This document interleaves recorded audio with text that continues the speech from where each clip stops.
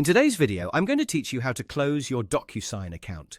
Whether you're looking to switch services or simply no longer need your account, I'll guide you step by step through this process so you can do it efficiently and with ease. Let's get started. First, you'll want to navigate to the DocuSign website and sign into your account. Make sure you're using the account that you wish to close. Once you're logged in, look towards the top of the interface. There you'll find the Admin tab. Go ahead and click on that.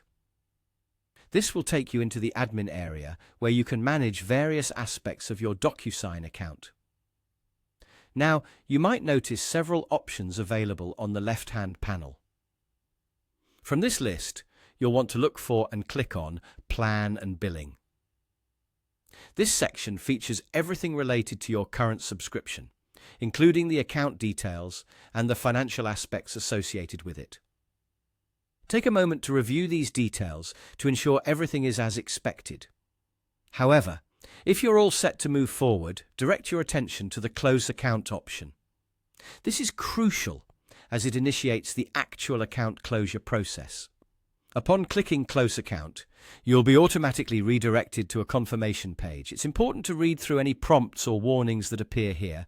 They are in place to ensure you're making an informed decision and to highlight any necessary information about closing your account. In most cases, you might be reminded about the implications of this action, such as losing access to any saved documents or templates you may have stored. If everything looks good to you, and you're certain about proceeding, simply confirm that you want to close your account.